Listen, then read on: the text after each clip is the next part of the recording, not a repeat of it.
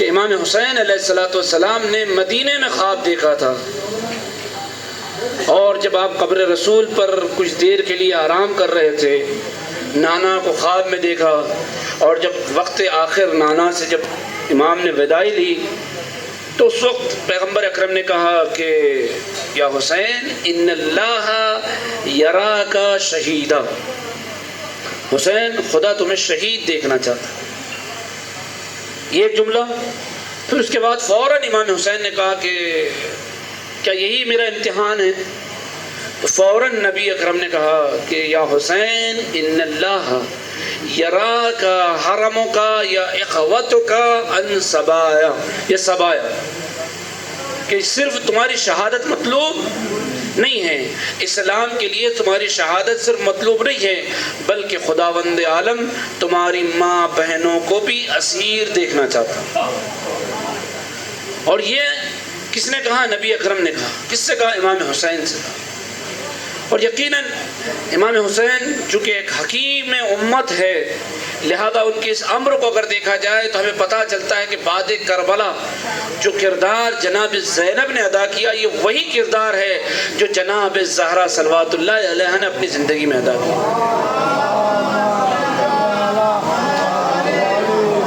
جناب زہرا صلوات اللہ علیہا نے اپنی زندگی میں کیا کردار ادا کیا کہ دفاع امامت کیا. شہید راہ امامت جناب زہرا کو کہا جاتا ہے. کیوں کہا جاتا ہے؟ کہ اپنی زندگی کو وقف کر دیا، اور اس طرح سے وقف کیا کہ امامت کو جہاں جہاں ضرورت پڑی تو سب سے پہلی شخصیت جو آگے بڑھی وہ جناب زہرا صلوات اللہ علیہ کی. تو اسی طرح سے جناب ثانی زہرا بھی تھی کہ جب جب امامت کو ضرورت پڑی، خواہ وہ امام حسین علیہ السلام ہو، خواہ وہ امام سجاد علیہ السلام، جہاں جہاں امامت کو ضرورت پڑی جناب ثانی زہرا صلوات اللہ علیہا کھڑی ہو گئی.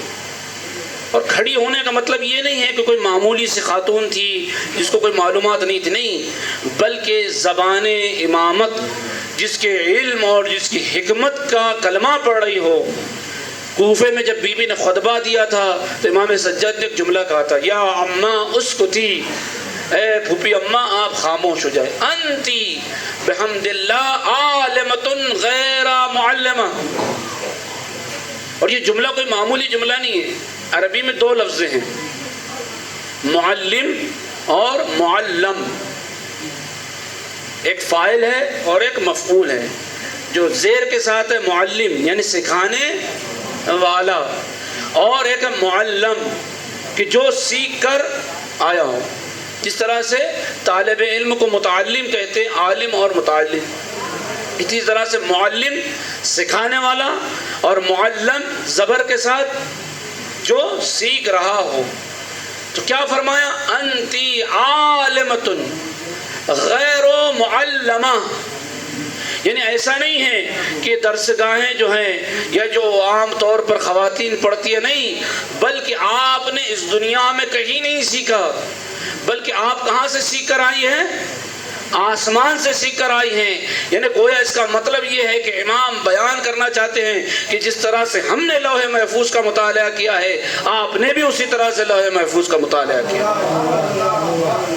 اس لیے کہ امام کہ جو لوح محفوظ اور لوح محو اثبات دونوں کا مطالعہ کرتے ہیں. ایک شاید آپ لوگوں کو نئی معلومات ہو، دو چیزیں، ایک لوح محفوظ اور دوسرے ہے لوح محو اثبات. لوح محفوظ کہ جس پر خداوند عالم نے جو لکھ دیا، الا فی کتاب مبین، الا فی لوح محفوظ، قرآن کی آیتوں میں کہ جو لکھ دیا ہے اس میں تبدیلی نہیں ہو سکتی، اس میں کوئی بھی ذرہ برابر بھی چینجنگ نہیں ہو سکتی. لیکن لوح محو اثبات وہ ہے کہ جس کے بارے میں خداوند عالم نے قرآن میں کیا فرمایا؟ یمحو اللہ ما یشاء و یثبت، کہ لوح محفوظ اور لوح محفوظ اس بات میں فرق یہ ہے کہ خدا نے جو لوح محفوظ پر لکھ دیا ہے وہ قیامت تک کے آخر تک کبھی تبدیل نہیں ہو سکتی. لیکن لوح محفوظ اس بات وہ ہے کہ جہاں خداوند عالم جیسے چاہے حالات کے اعتبار سے، زمانے کے اعتبار سے، مصلحت کے اعتبار سے، حکمت کے اعتبار سے اس میں تبدیلی لاتا ہے. اس کی ایک مثال آپ کو سمجھانے کے لیے تاکہ تقریب ذہنی ہو. جیسے ہمارے موت 2 مرتبہ لکھی گئی، ہماری موت 2 مرتبہ لکھی گئی ہے، ایک لوح محفوظ پر اور دوسرے لوح محفوظ اس بات پر. جو لوح محفوظ پر ہماری موت لکھی گئی ہے اس کا نام ہے اجل مسمى، جس کو قرآن نے حتمی موت کہا ہے. اجل، قرآن نے 2 اجل کا ذکر کیا، ایک اجل اور ایک اجل مسمى.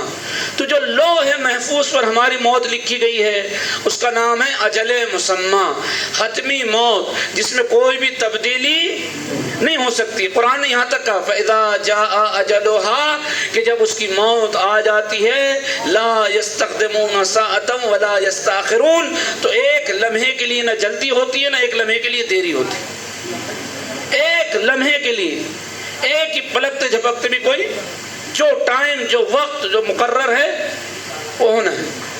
لیکن اس کے مقابل میں لوح محفوظ اس بات کہ جہاں انسان کے لیے 70 مرتبہ موت لکھی گئی، روایتوں میں ہے کہ 70 مرتبہ کہ اگر مثلا آپ چھت سے گر گئے تو مر جائیں گے، راستہ چلتے ہوئے ٹھوکر لگ کر گر جائے تو مر جائیں گے، خدا نہ خواستہ بائک پلٹ گئی تو آپ مر جائیں گے، خدا نہ خواستہ آپ دریا میں گر گئے تو مر جائیں گے.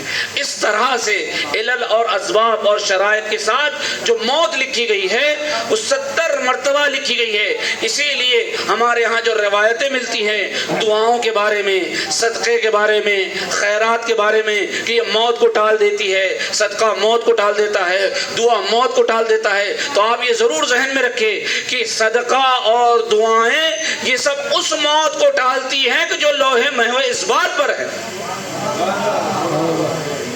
ورنہ جو لوح محفوظ پر موت لکھی گئی ہے جس کو اجل مسمى کہا گیا ہے، نہ تو اس کے ذریعے سے، صدقے کے ذریعے سے موت ٹلتی ہے، نہ وہ اور کسی چیز کے ذریعے سے، وہ آنا ہے ضرور، وہ حتمی موت ہے.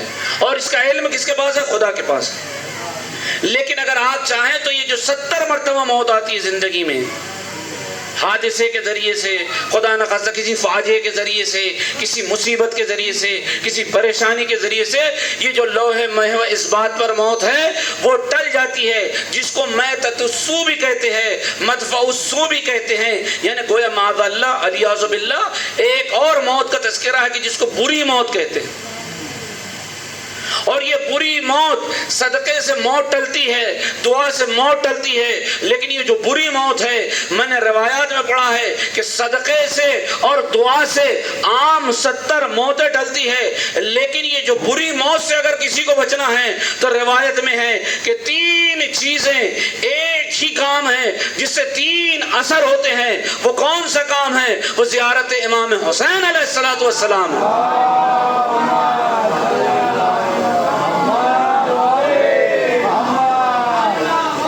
امام علیہ السلام کا زمانہ ہے، ایک چاہنے والا آتا ہے اور آنے کے بعد کہتا ہے، مولا نے پوچھا کربلا نہیں گئے؟ تم اب تک کربلا نہیں گئے؟ تو آنے والا، چاہنے والا کہتا ہے مولا کربلا تو بہت دور ہے، چونکہ اس زمانے میں سفر واقعا بہت دور کا تھا. امام نے کہا نہیں، یاد رکھو کہ جب ممکن ہو، جیسے ممکن ہو، جس طرح سے ممکن ہو، ضرور بھی ضرور میرے جد کی زیارت کے لیے جایا کرو. اور یہاں تک 5 امامی کی غالباً ایک روایت میں ملتا ہے کہ امام حسین علیہ السلام فرماتے ہیں کہ اگر کوئی استطاعت کے باوجود میری زیارت کو نہ جائے تو گویا اس نے مجھ پر جفا کی. امام حسین علیہ السلام فرما رہے ہیں. تو 5 امام نے کہا کہ تم کیوں نہیں جاتے کربلا؟ تم کربلا جاؤ، کربلا جاؤ. پھر اس کے بعد امام نے فرمایا مرو یا مرو شیعتنا، کہ دیکھو صرف تم نہ جاؤ بلکہ ہمارے چاہنے والوں سے بھی کہو کہ وہ کربلا جائیں. حکم دو، بلکہ امر اور مر کا لفظ جو ہے حکم لکھے، حکم دو ہماری طرف سے کہ آپ کربلا جائیں. اور امام نے آخرت کے فائدے نہیں گنوائے بلکہ کیا کہا؟ مرو شیعتنا، بزیارت الحسین علیہ السلام. پھر فرمایا مولا نے کہ اس کا سب سے بڑا فائدہ یہ ہے کہ سب سے پہلی چیز ملتی ہے کہ یہ تمہارے رزق میں اضافہ کرتی ہے. تزیدو فی الرزق. یہ پانچوں امام کہہ رہے کہ کربلا جاؤ تمہارے رزق میں اضافہ ہوگا. پھر اس کے بعد فرمایا کہ دوسری چیز کہ اگر تم کربلا جاؤ گے تو تمہاری عمر طویل ہو جائے گی. تطولو فی العمر. دوسرا فائدہ امام نے فرمایا کہ اگر تم کربلا جاؤ گے تو تمہاری عمر میں فائدہ ہوگا, تمہاری مصیبتیں دور ہوگی. تیسرا امام نے فائدہ فرمایا کہ اگر تم بیمار ہو تو کربلا جاؤ, اگر بیماری کو دور کرنا ہے تو کربلا جاؤ تاکہ تمہاری بیماریاں دور ہوں. پھر اس کے بعد آخر میں امام نے فرمایا کہ کربلا جاؤ فَإِنَّهُ يَدْفَعُ مَدَافِعَ السُّوءِ. اگر کسی کو بری موت سے بچنا ہے تو امام فرماتے کہ کربلا جاؤ تاکہ یہ زیارت امام حسین تمہیں بری موت سے بچائے. اور عزیزان گرامی, یہاں آپ کے نور ایمان میں اضافہ ہونے کے لیے ایک جملہ کہہ دوں کہ جن پر حج واجب ہو جاتا ہے, اب مجھے نہیں پتا کس پر حج واجب نہیں ہے, لیکن آپ کو خود ہی پتہ چل جائے گا کہ استطاعت تین طرح کی ہونا چاہیے, مالی, جسمانی اور راہی. راستے میں کوئی رکاوٹ نہیں ہے, پریشانی نہیں ہے, یہ نہیں ہے, وہ نہیں, آپ حج کریں. استطاعت مالی, حج کے پیسے ہو گئے اور تھوڑا بہت آنے کے بعد جو ہے گھر کا خرچ چل سکتا ہے, حج کریں. تیسری چیز جسمانی, کوئی بیماری خدا نخواستہ نہیں, معذور نہیں ہے, خدا نخواستہ چلنے میں اور دیگر امور حج, مناسک حج جسے کہتے ہیں, اس کو انجام دینے میں کوئی پریشانی نہیں ہے, آپ حج کریں. ایک ہے کہ آیا مقروض حج کر سکتا ہے؟ نہیں جی, مقروض بھی حج کر سکتا ہے, لیکن کون سا مقروض جس کو یہ امید ہے کہ ابھی میرے پاس ابھی پیسہ تو نہیں ہے لیکن میں قرض لیتا ہوں, ہو سکتا ہے کہ ایک ہفتے بعد جو میرا پیسہ پھنسا ہوا مجھے مل جائے گا, تو اب وہ قرض لے کر حج کریں اور پھر آنے کے بعد اس قرض کو ادا کریں. لیکن ایک آدمی جس کے پاس اصلاً کوئی چارہ ہی نہیں ہے, اس کو پتہ ہی ہے کہ اگر میں قرض لے لوں گا تو شاید زندگی بھر ادا نہیں کر پاؤں گا, تو اس پر حج واجب نہیں. یعنی استطاعت مالی اگر اس کے پاس نہیں تو اس پر حج واجب نہیں. بیمار ہے, مریض ہے, اس پر حج واجب نہیں ہے. مال نہیں ہے, پیسہ نہیں ہے, اس پر حج واجب نہیں ہے. راستے میں رکاوٹ ہے, پریشانی ہے, حج واجب نہیں ہے. عزیزان گرامی, یہ فقہی مسئلہ میں نے آپ کی خدمت میں بیان کیا. اب اس حدیث میں دیکھیے کہ حج کے لیے نہیں کہا ہے کہ حج کرو تمہارے رزق میں اضافہ ہوگا, حج کرو تمہاری بیماری دور ہوگی. وہاں یہ کہا کہ اگر بیمار ہو حج پر مت جاؤ, پیسہ نہیں ہے حج پر مت جاؤ, جسمانی رکاوٹ ہے حج پر مت جاؤ, راستے میں پریشانی ہے حج پر مت جاؤ. لیکن زیارت امام حسین کے لیے کہہ رہے ہیں پیسہ نہیں ہے حج پر زیارت پر جاؤ, وہاں سے رزق میں اضافہ ہوگا. کوئی بیماری ہے امام حسین کی خدمت میں جاؤ, بیماری دور ہوگی. رکاوٹیں چاہے جتنی ہو, امام حسین کی زیارت سے کوئی رکاوٹ نہیں.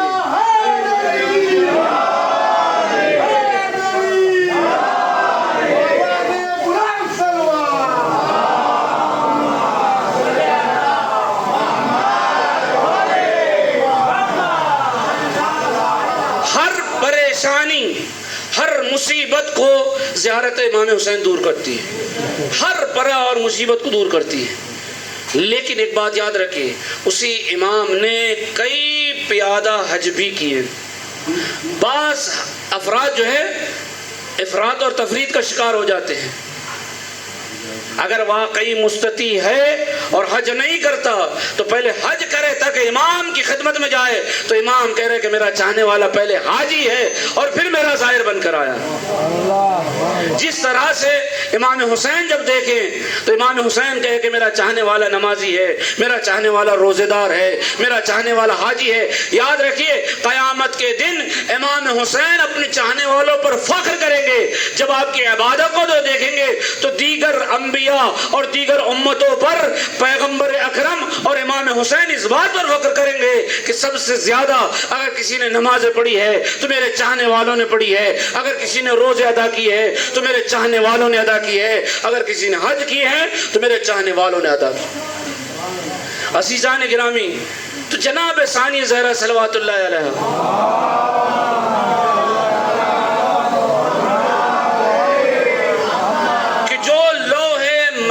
محفوظ کا مطالعہ کرنے والی. اور میں نے آپ کی خدمت میں بیان کیا کہ لوح محفوظ بات کیا ہے اور لوح محفوظ کیا ہے. انشاءاللہ پھر تفصیلی اس پر گفتگو.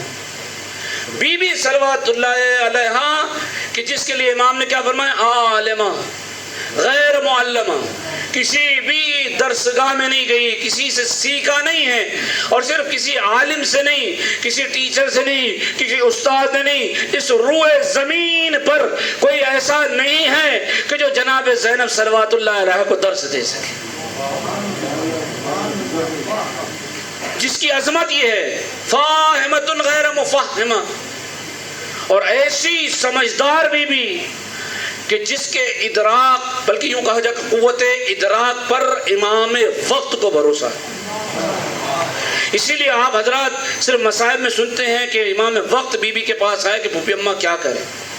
امام کو معلوم تھا وقت کا امام ہے، لیکن عظمت جناب زینب کو بتانے کے لیے امام وقت نے بتایا کہ جس کی قوت ادراک اتنی ہے کہ جو قرآن کی آیتوں کی حافظہ بھی ہے، تلاوت کرنے والی بھی ہے، طاہرہ بھی ہے، عابدہ بھی ہے، اور ساتھ ساتھ میں جس کے حکم اور جس کے مسئلے کو امام وقت جو ہے تصدیق کرتا ہے اسے زینب کہتا ہے.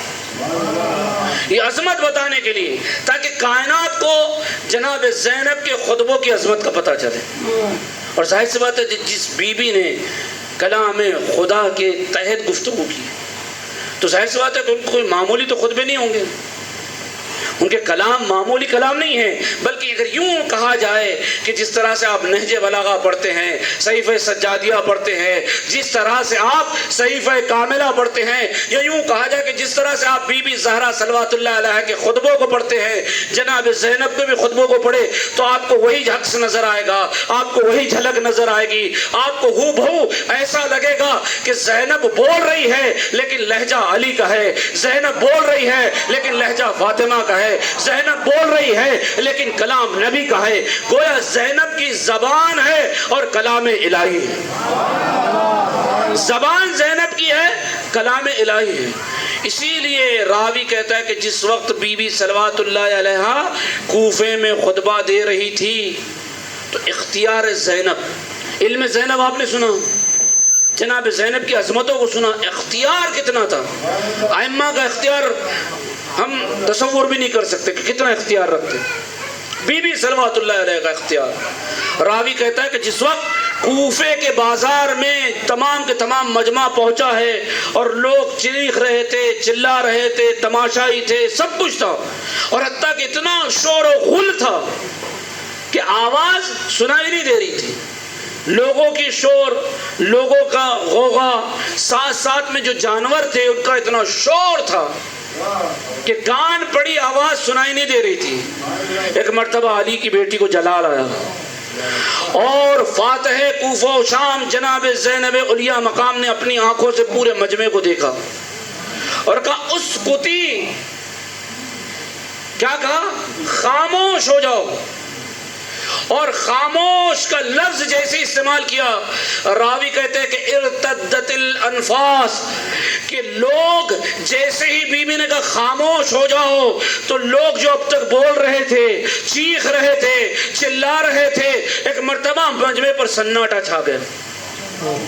اور صرف دیکھیے آپ کہہ سکتے ہیں کہ انسان تھے، سمجھدار تھے، عقل تھی، شعور تھا، لہذا بی بی کی آواز سن کر خاموش ہو گئے. نہیں، بلکہ راوی کہتا ہے کہ بے جان چیزیں، لوگ بھی خاموش تھے، آنے والا مجمع بھی خاموش تھا، جانور کی آواز بھی خاموش ہو گئی. یہاں تک کہ راوی کہتا ہے حتی ارتدت الانفاس، وہ الفاظ کے ساتھ ایک لفظ اور استعمال کیا ہے، وسکتت الاجراس، اختیار ہونا عام لوگوں پر، ان لوگوں پر کہ جن کے جسم میں جان ہے وہ اور بات ہے.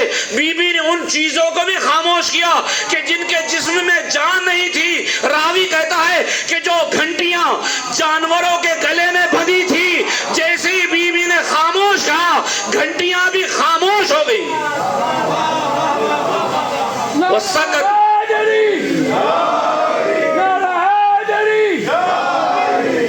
وَسَكَتَتِ الْأَجْرَاسِ، جرس کہتے ہیں گھنٹیوں کو. یہ اختیار زینب تھا کہ نفسوں پر بھی اختیار تھا اور ان چیزوں پر بھی کہ جن میں جان نہیں تھی. یہ جناب زینب کی عظمتوں کا پتہ چلتا ہے کہ بی بی کی عظمت ایک طرف عالمہ، ایک طرف فاہمہ، ایک طرف اس عظیم ملکیت کی مالک جو ان کے بابا کی ملکیت تھی. اور راوی نے ایک جملہ اور کہا ہے کہ جب جناب زینب صلوات اللہ علیہ بول رہی تھی، جب آپ خطاب کر رہی تھی تو ایسا لگ رہا تھا کہ علی بول رہے ہیں، یعنی لہجہ علی کا استعمال کیا تھا، بول زینب رہی تھی. عزیزان گرامی، یہ بھی بی بی صلوات اللہ علیہ کی حکمت تھی کہ بی بی کے پردے کو دنیا دیکھے کہ ماں نے بھی پردہ بتایا، بی بی نے بھی پردہ بتایا. اور پردے کا عالم یہ تھا کہ لوگ بالوں اور چہروں کے پردے میں آج تک الجھے ہوئے ہیں. بی بی نے بتا دیا کہ صرف بالوں اور چہروں کا پردہ نہیں، اگر چاہے تو آواز کا بھی پردہ ہوتا ہے. یہ ہے اس عصمت پر فائز ہونے کی دلیل کہ شاید کائنات میں کسی بی بی نے اپنی آواز کا پردہ نہیں کیا، لیکن لہجہ علی میں بول کر بی بی نے نامحرموں کے درمیان میں بتا دیا کہ آواز کا بھی پردہ ہوتا ہے. یعنی یہ عظمت ہے جناب زینب صلوات اللہ علیہ کی کہ جب لہجہ علی میں بول رہی تھی تو پورا کوفہ خاموش تھا. اور یہاں تک کہ جب آپ نے خطبہ دیا لوگ رو رہے تھے، بی بی نے کہا اب تمہارے رونے کا کوئی فائدہ نہیں ہے، اور یہ کہہ کر قافلہ چل پڑا.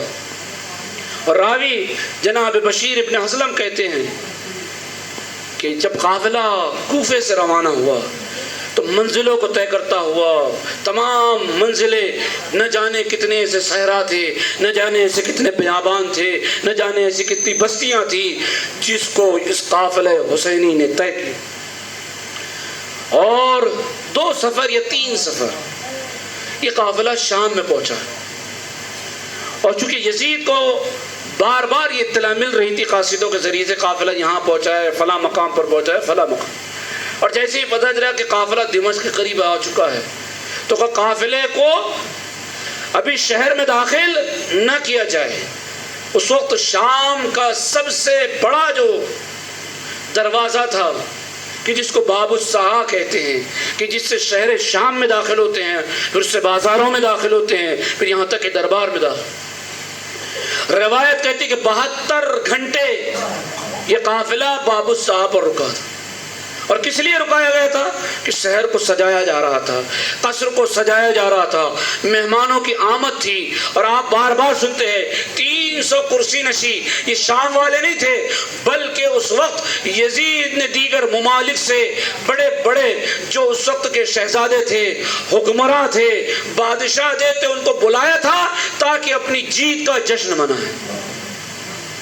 اور پورا جب دربار سج گیا، مہمان کرسیوں پر بیٹھ گئے، اور جب یزید کو حکم ہوا کہ قافلے اہل بیت کو لایا جائے، اسیروں کے قافلے کو لایا جائے، جیسے یہ قافلہ داخل ہوا یزید یہ سمجھ رہا تھا کہ اسیروں کا قافلہ ہے، مجبوروں کا قافلہ ہے، بے کسوں کا قافلہ ہے. یزید نے بہت زیادہ بے عزتیاں کی، جس میں آپ نے روایتوں میں علماء سے سنا ہے کہ امام حسین علیہ السلام کے دندان مبارک پر چھڑی ماری، یہاں تک کہ وہ ملعون شراب پی رہا تھا، اشعار پڑھ رہا تھا، اپنے آبا و اجداد کو یاد کر رہا تھا، طرح طرح کی اہل بیت عصمت و طہارت کی بے حرمتی کر رہا تھا. لیکن ایک جملہ یزید کو ہم کہنا چاہیں گے کہ یزید جو آیے تطہیر کے مالک، جو انما یرید اللہ لیذھب عنکم الرجس اہل البیت کے مالک ہیں، جس کے لیے خدا نے وعدہ کیا ہے کہ نجاست ان کے قریب آ ہی نہیں سکتی، تو چاہے جتنی بھی یزید کوشش کر لے،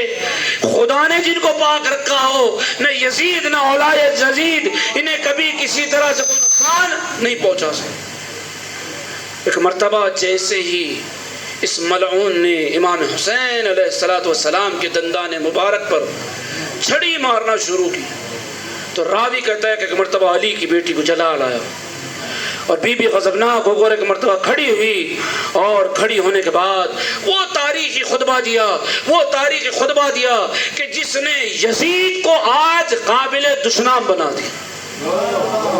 یہ جناب زینب کا وہ خطبہ تھا کہ جس نے یزید کے دربار میں اپنی جیت کا اعلان کیا، یزید کو شکست کا بتایا، ساتھ ساتھ میں پورے شام میں جس نے انقلاب برپا کیا، جس کی بنا پر یزید کو قیدیوں کو رہا کرنا پڑا، جس کی بنا پر قیدیوں کو یزید نے مدینے کی طرف روانہ کیا، یہ وہی خطبہ ہے کہ جسے خطبہ شام کہتے ہیں، جسے فاتح کوفہ و شام جناب زینب علیہ مقام نے دیا۔ آپ جملے سنیں، بی بی کیا کری، بسم اللہ الرحمن الرحیم، اور اس کے بعد انداز اور لہجہ جو علی کا لہجہ تھا، آپ فرماتی ہیں الحمدللہ رب العالمین۔ خدا کی قسم قرآن مجید نے ہمیں یہ سکھایا ہے، ہمیں یہ بتایا ہے کہ جب بھی گفتگو کا آغاز کیا جائے تو حمد خدا سے آغاز کیا جائے، حمد پروردگار سے آغاز کیا جائے۔ مجھے کوئی ایک اہل بیت علیہ السلام کا خطبہ دکھا دیے کہ جس میں حمد پروردگار سے آغاز نہ ہوا ہو، چاہے مولا امیر المومنین کا خطبہ ہو، چاہے مولا حسن کا خطبہ ہو، چاہے مولا حسین کا خطبہ ہو، یا نبی اکرم کا خطبہ ہو۔ یہ اس گھرانے کی سیرت تھی کہ جب بھی کسی چیز کا آغاز کرتے تھے حمد پروردگار سے کرتے تھے۔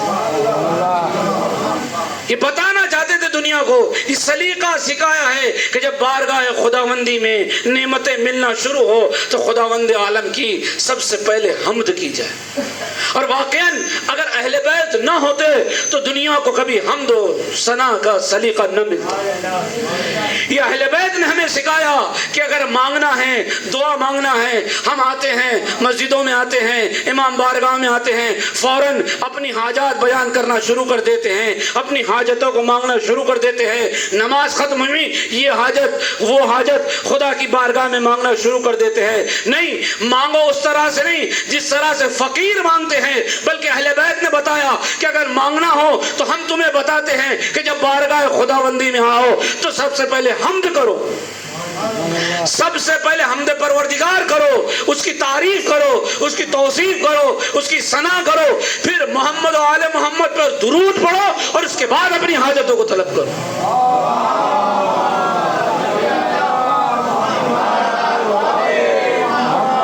اور یہ عظیم سلیقہ آپ کو بی بی کے خطبے میں بھی نظر آتا ہے۔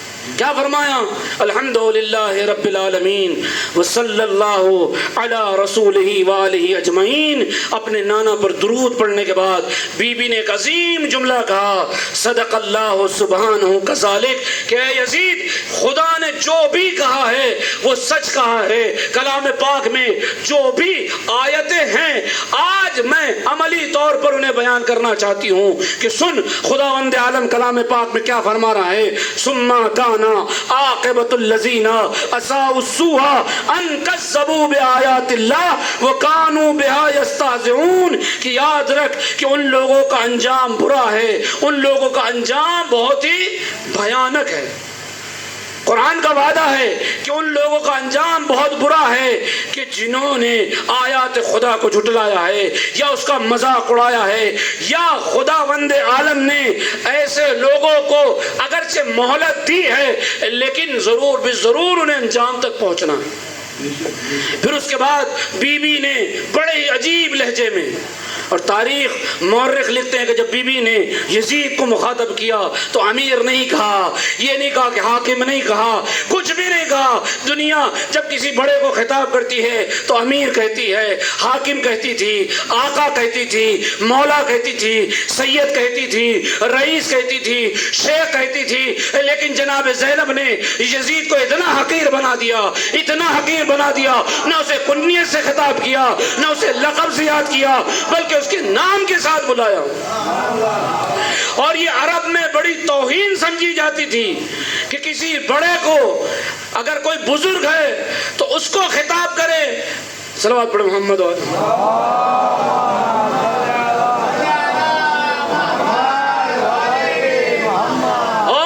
عرب میں اسی لیے نام کے ساتھ لقب ہے اور لقب کے ساتھ کنیت ہے۔ آپ ابھی بھی جائیں گے، عراق جائیں، شام جائیں، سعودی جائیں، کبھی بزرگ کو نام کے ساتھ نہیں بلایا جاتا۔ یا لقب کے ذریعے سے بلایا جاتا ہے یا کنیت کے ذریعے سے بلایا جاتا ہے. اس لیے کہ اگر کسی بڑے کو نام لے کر بلایا جائے تو یہ اس کی توہین سمجھی جاتی ہے. بی بی نے جب خطبہ دیا تو یزید کا لقب نہیں کہا, یزید کی کنیت استعمال نہیں کی, بلکہ نام لے کر بتا دیا کہ تو ہمارے سامنے مکھی کے پر سے بھی زیادہ حقیر ہے, تیری کوئی اہمیت نہیں ہے. کیا کہا؟ اظننت یا یزید, کیا تو یہ گمان کر رہا ہے, کیا یہ تو سوچ رہا ہے, کیا تیری خام خیالی ہے سو اخذت علینا اقطار الارض, کیا تو یہ سمجھتا ہے کہ تو ہمیں قید کر کے لایا ہے, تو ہمیں پکڑ کر لایا ہے, ہمیں اسیر بنا کر لایا ہے, تو معاذ اللہ تو کیا یہ سمجھتا ہے کہ ہمیں حقیر بنا دیا؟ خدا کی قسم حقیر تو اور تیرے اجداد ہیں. قیدی بننا حقارت کی علامت نہیں ہے, بلکہ قیدی کا سامنے والے تخت پر بیٹھے ہوئے انسان کو اپنی زبان میں, اس کے لب و لہجے میں, یا یوں کہا جائے کہ اس کے نام کے ساتھ بلانا, اور اس کے آبا و اجداد کے فضائل نہیں کہتے, فضائل اچھے ہوتے ہیں, مناقب اچھے ہوتے ہیں, بلکہ ان تمام اوصاف کو بیان کرنا کہ جو اجداد یزید کے اوصاف تھے. یہ کسی قیدی کی علامت نہیں ہے, یہ کسی اسیر کی علامت نہیں ہے. پھر بی بی نے فرمایا کہ یاد رکھ, بکا علیہ کرامہ وَأَنَّ ذَلِكَ لَعَظَمِ خَطْرِكَ عِنْدَهُ فَشَمَخَتْ بِالْفَكِّ وَنَظَرْتَ فِي عَطْفِكَ خِذْلَانًا. تو یہ سمجھتا ہے تیری نظر میں اگرچہ یہ ہمارا قید ہونا ایک معمولی سی چیز ہے, تو ہمیں معاذ اللہ علیاذ باللہ تو ہمیں رسوا کرنا چاہتا ہے, ذلیل کرنا چاہتا ہے. لیکن یاد رکھ کہ جن کو خدا نے فضیلت عطا کی ہے, جن کو خدا نے منزلت عطا کی ہے, جن کو خدا نے مقام عطا کیا ہے, انہیں کوئی ذلیل نہیں کر سکتا. اور اس کی علامت کیا ہے عزیزو؟ آپ نے قرآن پڑھا, قرآن میں خود خداوند عالم کہہ رہا ہے وہ تو عز من تشا وہ تو ذل من تشا, کہ جسے خدا عزت دیتا ہے اسے کوئی ذلیل نہیں کر سکتا. اس لیے کہ عزت اس کے ہاتھوں میں ہے. ان العزت للہ وللرسول وللمؤمنین. دنیا کس کو عزت سمجھتی ہے؟ کرسی پر بیٹھ جانا عزت ہے. دنیا کس کو عزت سمجھتی ہے؟ 4 پیسے جیب میں آ جانا عزت ہے. دنیا اس کو عزت سمجھتی ہے کہ 4 لوگ آ کر سلام کرے, یہ عزت ہے. خدا کی قسم نہ مال عزت کی علامت ہے, نہ دولت عزت کی علامت ہے, نہ منصب عزت کی علامت ہے, نہیں, بلکہ سب سے بڑی عزت یہ ہے کہ خدا اسے اپنا کہے, وہ خدا کو اپنا کہے. اور یہ کس نے فرمایا؟ مولا امیر المومنین نے فرمایا کفا بی عزت ان اکون لکا عبدا. پروردگار علی کے لیے, عزت کے لیے یہی کافی ہے کہ میں تیرا بندہ ہوں, اور کائنات میں مجھے فخر کے لیے کافی ہے کہ تو میرا رب ہے. یعنی مولا امیر المومنین نے عزت اور فخر کا معیار بیان کر دیا کہ عزت دنیا جسے سمجھتی ہے وہ عزت نہیں ہے, عہدہ, مال, کرسی عزت کا نام نہیں ہے, بلکہ جسے خدا اپنا کہے اسے عزت کہتے ہیں. اور اسی لیے بی بی صلوات اللہ علیہ نے کہا جو شان ہماری ہے, جو منزلت ہماری ہے, جو عظمت ہماری ہے, جو بزرگی ہماری ہے, جو فضیلت ہماری ہے, نہ تیری ہے نہ تیرے اجداد کی ویسی فضیلت ہے. اور یہ عجیب جملہ تھا. پھر اس کے بعد بی بی صلوات اللہ علیہ نے ایک جملہ فرمایا, انسیت, اے یزید کیا تو بھول گیا؟ عزیزان گرامی, یہ کوئی معمولی جملہ نہیں ہے. یہ بی بی بتا رہی ہے کہ جو بچپن سے لے کر جوانی تک شراب میں ہمیشہ سے غلطا رہا ہو, اسے کبھی قرآن کی آیتیں یاد نہیں رہ سکتی.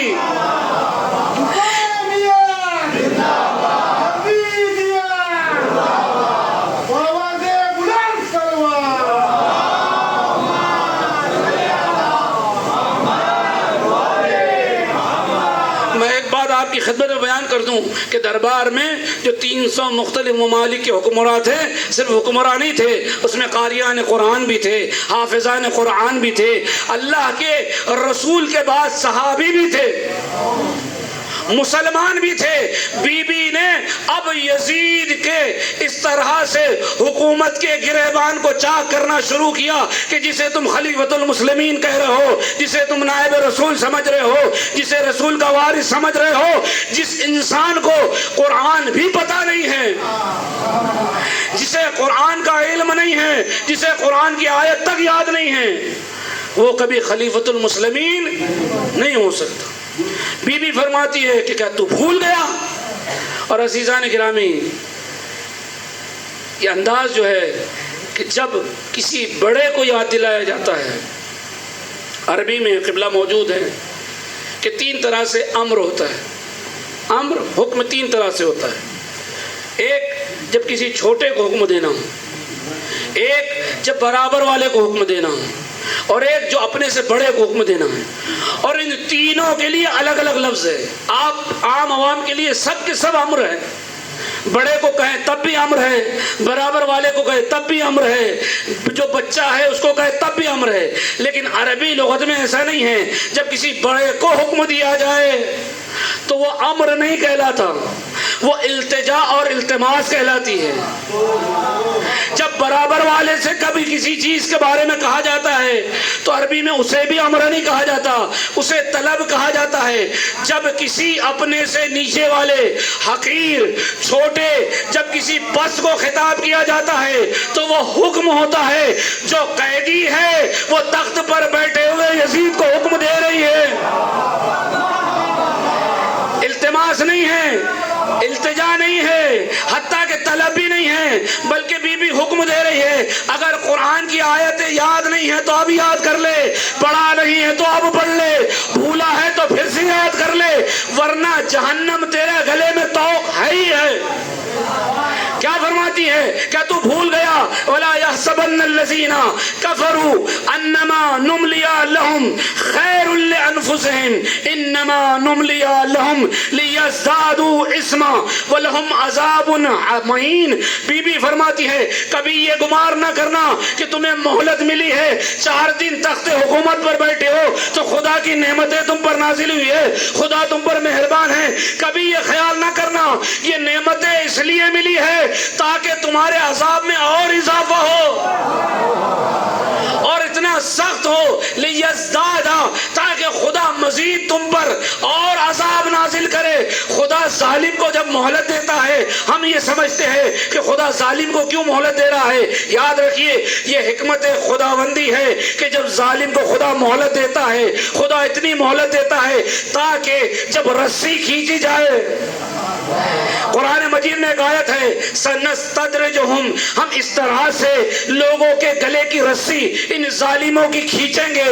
اس لیے کہ اگر کوئی نزدیک ہوتا ہے تو اس کی رسی آسانی سے کھینچی جاتی ہے، لیکن جب دور ہوتا ہے، جتنی دور ہوتا جاتا ہے اتنی سختی سے رسی کھینچی جاتی ہے. خدا مہلت اس لیے دیتا ہے تاکہ سختی سے کھینچا جائے. قرآن نے یہی کہا کہ لیزدادوا اثما وَلَهُمْ عَذَابٌ مَّهِينٌ. عذاب کی کئی قسمیں ہیں. قرآن مجید میں 17 قسم کے عذاب کا ذکر ہوا ہے. اور شاید ہم سمجھتے ہیں کہ عذاب زمرہ خالی آگ کا عذاب ہے. ہم سمجھتے ہیں کہ کیڑے مکوڑے، سانپ بچھو یہی عذاب ہے. ہم سمجھتے ہیں پتھر کا گرنا یہی عذاب ہے. ہم سمجھتے ہیں کہ زمین کا دھسنا یہی عذاب ہے.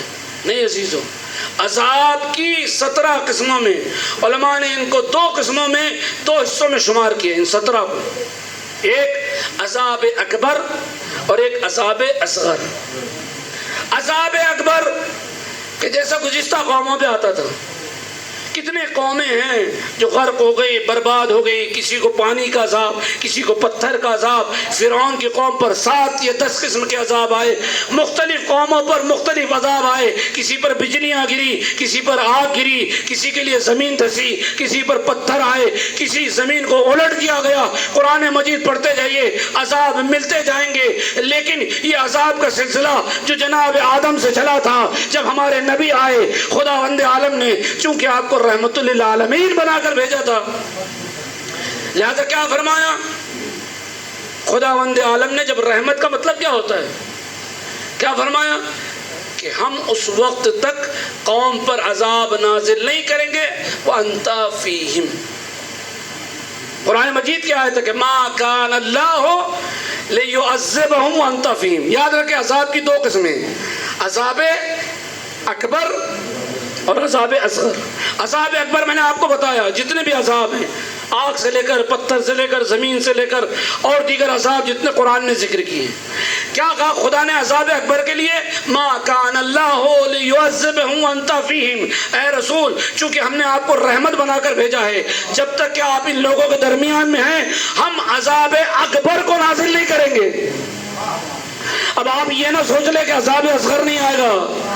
آپ سے وقت کا، توفیق کا، علم کا، حکمت کا، کردار کا، ایمان کا، تمام چیزوں کا، برکتوں کا، رحمتوں کا، اہل بیت کا، دین کا سلب ہو جانا یہ بھی ایک طرح کا عذاب ہے. لیکن یہ عذاب اکبر نہیں ہے، عذاب اصغر ہے.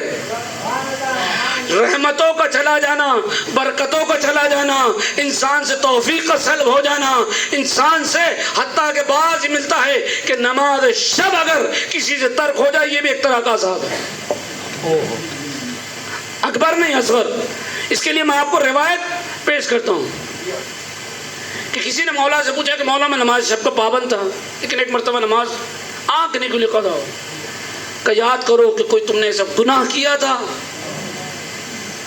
کہ جس کی بنا پر تمہاری نماز شب ترک. عزیزان گرامی، یہ عذاب اصغر ہے کہ توفیق چلی گئی، علم چلا گیا، حکمت چلی گئی، کردار، ایمان، جتنی بھی چیزیں، خیرات جسے قرآن نے کہا ہے، نیک اعمال کا، ان کا چھن جانا ہم خوش ہوتے ہیں. خوش نہیں ہونا ہے بلکہ سوچنا ہے کہ کہیں ایسا تو نہیں ہم عذاب اصغر میں مبتلا ہو گئے.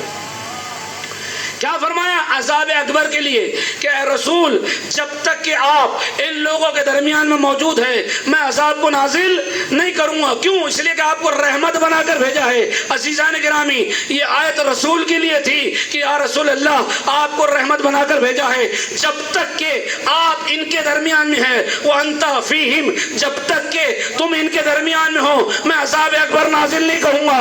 میں کہوں گا یا خدا، رسول کو گزرے ہوئے 1400 سال ہو چکے، نہ جانے دنیا کیا کیا گناہ انجام دے رہی ہے، بڑے سے بڑے گناہ آج دنیا انجام دے رہی ہے. اب تو رسول موجود نہیں ہے، عذاب اکبر کیوں نہیں آتا؟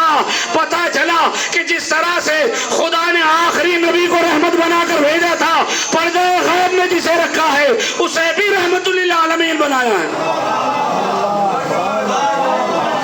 جس طرح سے نبی آخر الزمان کو رحمت بنا کر بھیجا تھا، امام آخر بھی رحمت ہے. اسی لیے روایت میں نے آپ کی خدمت میں اپنی گزشتہ مجالس میں تو جو شباہتیں بیان کی تھی کہ نبی میں اور امام آخر میں، نبی آخر الزمان میں اور امام آخر الزمان میں، نام، کنیت، زمانہ، اور ایک یہ بھی ہے کہ جس طرح سے نبی آخر کو خدا نے رحمت بنایا اسی طرح سے امام آخر کو بھی خدا نے رحمت للعالمین بنا. تو آج رحمت ہے وانت فیہم. اے رسول جب تک آپ ہیں، اور نبی نے کہا کہ دیکھو میں نبی محمد یہ جسم نہیں بلکہ جان اور روح کا تقاضا. خدا نے کہا کہ آپ جب تک ہیں یا آپ جب تک ہیں، یہ جسم نبی کو نہیں کہا، یہ اعضائے نبی کو نہیں کہا بلکہ روح نبی سے مخاطب ہو کر کہا. عزیزان گرامی، آپ نے بار بار علماء سے حدیث سنی ہے، اولنا محمد، آخرنا محمد، اوسطنا محمد. یہ پوری کی پوری گفتگو روح محمد پر ہے. جو پہلے میں روح ہے وہی اوسط میں روح ہے، جو اوسط میں روح ہے وہی آخر میں روح ہے. جسم الگ الگ ہو سکتے ہیں، جان ایک ہے. پہلی بھی محمد کی جان ہے، آخر بھی محمد کی جان ہے. جسم الگ الگ ہے، جان ایک ہے. چونکہ ایک ہی تھے، اور علماء سے آپ سنتے کہ کب سے تھے؟ جب کچھ نہیں تھا تب سے تھے، اور جب کچھ نہیں رہے گا تب بھی رہیں گے. یہ کوئی معمولی حدیث نہیں ہے. ایک روایت میں ہے، آپ نے قرآن کی آیت سنی، کل شیء فان ویبقی وجہ ربک ذو الجلال والاکرام، کہ ہر چیز فنا ہو جائے گی. کسی نے چھٹے امام سے کہا اور صرف وجہ پروردگار باقی رہے گا کہ ہمارے رب کا تو چہرہ ہے نہیں، ہاتھ ہے نہیں، خداوند عالم نے جو تشبیہ دی ہے یہ صرف تشبیہ دی ہے، اصل میں حقیقت نہیں ہے۔ جہاں چہرے کے قائل ہوں گے وہاں جسم کا قائل ہونا پڑے گا، جہاں جسم کے قائل ہو گئے وہاں اسلام سے دور ہو جائیں گے، ایمان سے دور ہو جائیں گے۔ لہذا یہ باقی کون رہے گا کہ کہا کہ جو اول تھے وہ آخر میں رہیں گے۔ جب کچھ نہیں تھا تو یہ پنجدن پاک کا نور تھا، جب کچھ نہیں رہے گا تب بھی نور پنجدن پاک موجود رہے گا۔ اس آیت کی تفسیر میں باقاعدہ چھٹے امام نے اس کی گفتگو کی ہے۔ خدا تو رہے گا، اس کے رہنے کے بارے میں کسی کو شک نہیں ہے، وہ تھا اور رہے گا، ازلی بھی ہے، ابدی بھی ہے، سرمدی بھی ہے، ازلی بھی ہے، ابدی بھی ہے اور سرمدی بھی ہے۔ اس کے لیے ضرورت نہیں جو ہے اس کے بارے میں گفتگو نہیں، جس کے بارے میں لوگوں کو شک ہے اس کے بارے میں بتایا کہ سب کچھ فنا ہونے کے بعد بھی یہ باقی رہیں گے۔ تو بی بی نے اسی طرح اشارہ کیا، یزید کیا جو تو سمجھتا ہے کہ من العدل، کہ یہ تیرا عدل ہے، یہ تیرا انصاف ہے، یبن الطلقاء، امن العدل یبن الطلقاء۔ عزیزان گرامی، لوگ کہتے کچھ تو عزت باقی رکھی ہوتی، نام لے کر عزت کو دفن کیا، آیتیں سنا کر عزت کو دفن کیا۔ اب حسب اور نسب دو چیزیں ہیں، قبلہ موجود ہے، ایک ہے حسب اور ایک ہے نسب۔ ہمارے ہاں استعمال اردو میں برابر کا ہوتا ہے، لیکن حسب نسب نہیں ہے، نسب حسب نہیں ہے۔ استعمال مترادف ہے لیکن دونوں الگ الگ ہے۔ نسب خاندان سے ہوتا ہے، جس کے باپ کا پتہ معلوم ہو، جس کی ماں کے بارے میں معلوم ہو اسے حسب کہا جاتا ہے، جس کے کردار کے بارے میں معلوم ہو۔ حسب اور نسب، نسب کا تعلق خون سے ہے، نسب کا تعلق نسل سے ہے، نسب کا تعلق باپ سے ہے، نسب کا تعلق ماں سے ہے۔ اسی لیے آج لوگ کہتے ہیں کہ قیامت کے دن ماں کے نام کے ساتھ بلایا جائے گا، اس لیے کہ کہیں جن کے باپ موجود نہ انہیں شرمندگی نہ ہو۔ یہ ہمارے یہاں روایت نہیں ہے۔ کہتے ہیں کہ اماں کے نام سے کیوں بلایا جائے گا؟ اس لیے کہ قیامت میں ان کو شرمندگی نہ ہو کہ جن کے ابا نہیں ہیں۔ لیکن ایک چھٹے امام کی خدمت میں ابو بصیر آئے، ابو بصیر آنے کے بعد کہتے ہیں کہ مولا یہ کیا ہے کہ ماں کے نام کے ساتھ روز قیامت بلایا جائے گا؟ یہ کون سی حدیث ہے؟ کہا یہ ہمارے سے، یہ ہم سے کوئی تعلق نہیں رکھتی۔ امام نے ایک جملہ کہا فَإِذَا كَانَ يَوْمُ الْقِيَامَةِ، چھٹے امام کہتے سنو ابو بصیر، اِذَا كَانَ يَوْمُ الْقِيَامَةِ، جب قیامت میں محشر کا عالم ہوگا، اولین و آخرین ہوں گے، آدم سے لے کر قیامت تک سب لوگ جمع ہوں گے، دعی الناس، لوگوں کو بلایا جائے گا، بِأَسْمَائِهِمْ وَأَسْمَاءِ أُمَّهَاتِهِمْ، لوگوں کو بلایا جائے گا ان کے نام کے ساتھ، ان کی ماں کی نام کے ساتھ، الا علی و شیعتے، پوری کائنات کو ان کو اور ان کی ماں کے نام کے ساتھ بلایا جائے گا، لیکن علی اور ان کے شیعوں کو الا علی و شیعتے دویا باسماء آبائہم، علی اور ان کے چاہنے والوں کو ماں کے نام کے ساتھ نہیں باپ کے نام کے ساتھ بلایا جائے گا۔ ابو بصیر نے کہا مولا یہ فرق کیوں؟ کہا لصحت ولادتہم، باپ کے نام کے ساتھ انہی کو بلایا جائے گا جن کی ولادت پاک اور پاکیزہ ہوگی۔ لصحت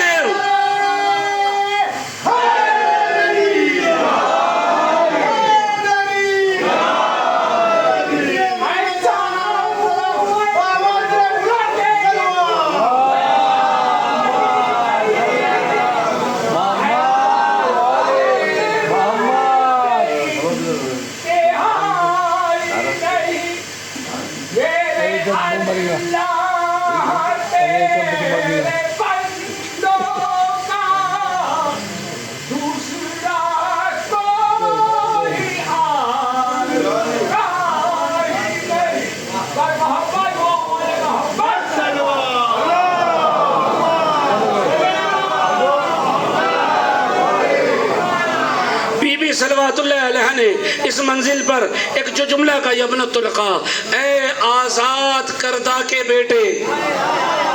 اب عزیزان گرامی پوری تاریخ، پورے حسب، پورے نسب کو بی بی نے بیان کیا. جب فتح مکہ ہوا تھا، ابو سفیان کو لایا گیا تھا، پیغمبر اکرم نے ابو سفیان سے کہا انتم الطلقاء، اے ابو سفیان آج سے تو آزاد ہے. بی بی نے یاد دلایا تو ہمیں قیدی سمجھتا ہے، ہم آزاد تھے، تو قیدی بن کر آیا تھا، تیرا دادا قیدی بن کر لایا گیا تھا. ابن الطلقاء، اے آزاد کردہ ابو سفیان کے بیٹے، تو ہمیں قیدی بنا کر لایا ہے. سن اس کے بعد بی بی صلوات اللہ علیہ کا بڑا پیارا جملہ ہے کہ تو نے ہمارے ہاتھوں میں ہتھکڑیاں باندھی ہے، تو نے آل رسول کو پابند سلاسل کیا ہے. لوگ اپنے دشمن کے ساتھ بھی احترام کے قائل ہوتے ہیں، خصوصاً خواتین کے ساتھ، ان کے حرم کے ساتھ، لیکن تو نے حرم رسول کی بھی کوئی پرواہ نہیں کی. تو نے حرم رسول کی بھی کوئی پرواہ نہیں کی. اس کے بعد بی بی نے فرمایا کہ یاد رکھ ہمارا خون خون رسول ہے، ہمارا گوشت گوشت رسول ہے، لحم رسول ہے، خون بھی رسول کا ہے، لہجہ بھی رسول کا ہے. جو چیز ہمارے پاس ہے سب کچھ رسول کی ہے، لیکن تیرے پاس جو ہے یہ سب کی سب میراث اسی ابو سفیان سے آئی ہے کہ جس کو میرے جد رسول نے آزاد کیا. ہمارا سب کچھ رسول کا ہے، لیکن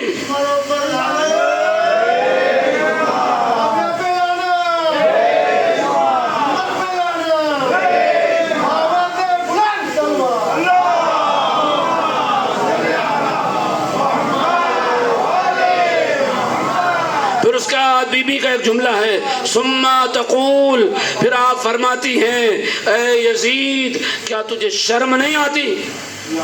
یہ کوئی معمولی جملہ نہیں ہے. جب کسی بادشاہ کو یہ جملہ کہا ہے اس سے بڑی اس کی حد کی حرمت کچھ نہیں ہوتی. پھر اس نے آپ نے فرمایا غیر متعصمین، تیرا جرم اتنا بڑا ہے کہ جو قابل معافی نہیں ہے. بی بی نے 1400 سال بلکہ یوں کہا جائے کہ قیامت تک جو یزید کو سرٹیفکیٹ دیا ہے، اب سارے مفتی یزید کو رحمت اللہ علیہ کہتے پھرے، لیکن بی بی نے کہا جو اس کا جرم ہے وہ قابل معافی.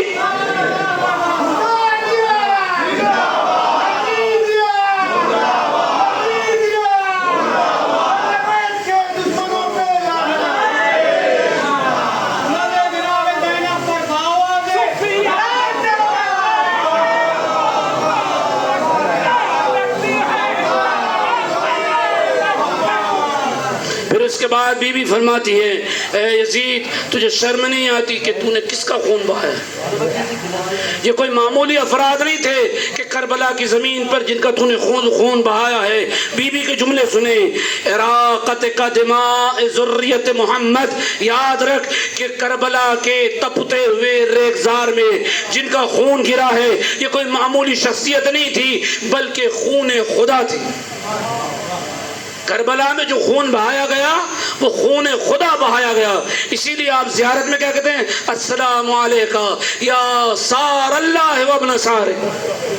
خون خدا کو کربلا کی زمین پر بہایا، ذریت محمد کے خون کو بہایا.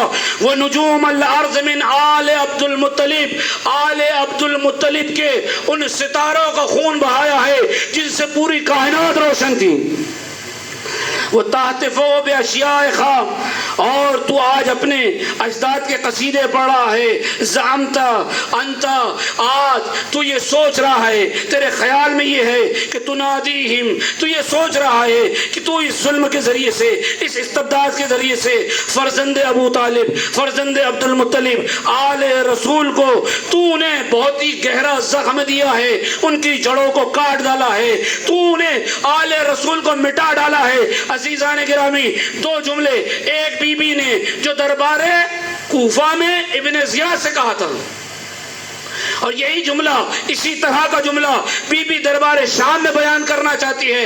اگر تمہارے ذہن میں ہے کہ تم آل رسول کو ختم کر دو گے تو خدا نے جن کو زندہ رکھا ہے انہیں کوئی ختم نہیں.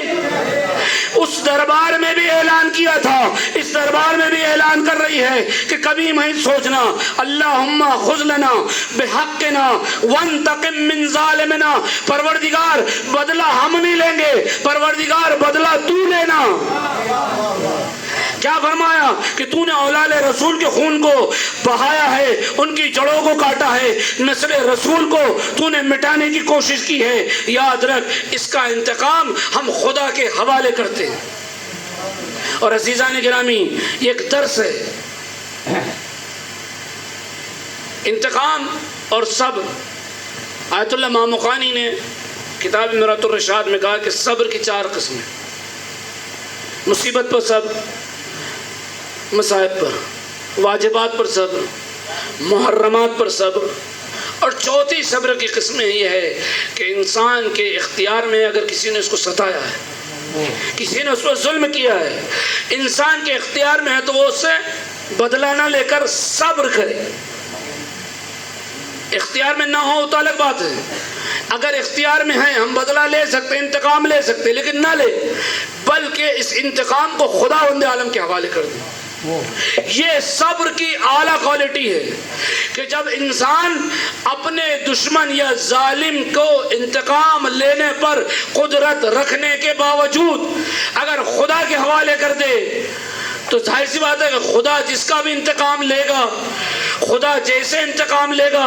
یہ بی بی نے ہمیں درس دیا ہے کہ ہم جب انتقام لیں گے کسی کی آنکھ پھوڑ سکتے ہیں، کسی کی ناک توڑ سکتے ہیں، کسی کی ہاتھ کاٹ سکتے ہیں، اس کے مال کو برباد کر سکتے ہیں، اس کے گھر کو برباد کر سکتے ہیں، لیکن جب خدا کسی سے انتقام لیتا ہے تو جسموں کو نہیں مٹاتا، مکانوں کو نہیں مٹاتا، زمین کو نہیں مٹاتا، بلکہ اس کے نام و نشان کو خدا مٹا دیتا ہے۔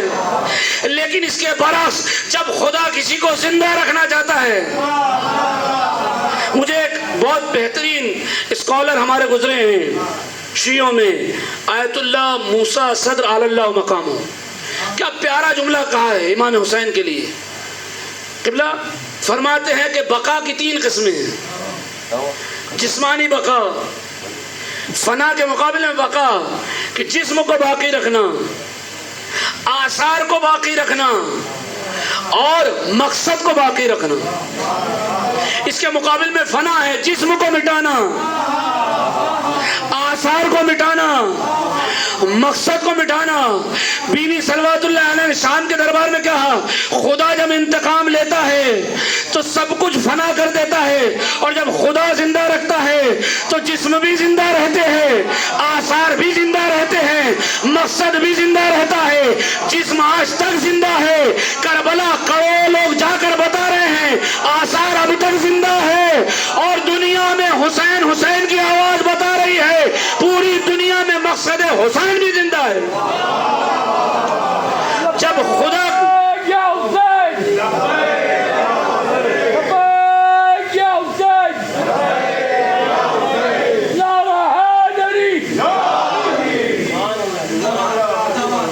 خدا نے جسم بھی زندہ رکھا ہے، آثار بھی زندہ ہیں اور مقصد بھی زندہ ہے، اس لیے کہ یہ انتقام خدا لے رہا ہے۔ یزید کے نہ جسم کا پتہ ہے، بی بی نے کیا کہا تھا انتقام خدا کے حوالے ہے، نہ آج یزید کے جسم کا کوئی پتہ ہے، نہ آثار کا کوئی پتہ ہے، نہ تو کوئی مقصد کا پتہ ہے۔ عزیزان گرامی یہی بی بی ہمیں درس دینا چاہتی ہے کہ اپنے انتقام کو خدا کے حوالے کر دو، تمہارا انتقام محدود ہے، اس کا انتقام لامحدود ہے۔ اور اس کے بعد بی بی کا ایک جملہ ہے کہ یزید وانتہکت حرمت، تو نے حسین کی حرمت کو، آل رسول کی حرمت کو پامال کیا، اور جو لحم رسول، جو یوں کہا جائے کہ جو جگر رسول ہے، اس کو تو نے جدا کیا ہے۔ اس کے بعد بی بی نے کہا کہ یاد رکھ خداوند عالم نے قرآن میں وعدہ کیا ہے وَلَا تَحْسَبَنَّ الَّذِينَ قُتِلُوا فِي سَبِيلِ اللَّهِ أَمْوَاتًا بَلْ أَحْيَاءٌ عِندَ رَبِّهِمْ يُرْزَقُونَ۔ میرے خدا نے مجھ سے وعدہ کیا ہے کہ جو اس کی راہ میں شہید ہوتے ہیں انہیں مردہ گمان مت کرنا۔ یزید تو بھی سمجھ لے، تجھے بھی معلوم ہو حسین مرے نہیں، حسین مٹے نہیں، حسین ختم نہیں ہو سکتے جب تک کہ خدا کی خدائی باقی رہے گی۔ یہ خدا کا واقعہ ہے کہ حسین باقی رہیں گے۔ جب تک خدا کی خدائی ہے حسین حسین کی صدا باقی رہے گی۔ اور عزیزان کرام اس کی ایک تائید ایک حدیث قدسی سے ملتی ہے جو بار بار کئی بار میں نے اس کی تکرار کی ہے، اور اگر آپ اس کو حدیثوں کو 40 احادیث قدسیہ مرحوم علامہ ذیشان حیدر جوادی کے ترجمے کے ساتھ موجود اس کو ضرور پڑھیں۔ اس میں ایک عبدی اطیعنی، اے میرے بندے تو میری اطاعت کر، اجعلک دو لفظ ہیں لیکن مثلی اور مثلی، تو میری اطاعت کر، میں اپنی ذات کا نہیں، کیونکہ ذات کا کوئی خداوند عالم کے برابر نہیں ہو سکتا، ذات کا نہیں، میں اپنی صفات کا مظہر تجھے بناؤں گا۔ کس کا؟ تو میری اطاعت کر کے دیکھ، تو میرا عبد بن جا، تجھے میں اپنے صفات کا مظہر قرار دوں گا۔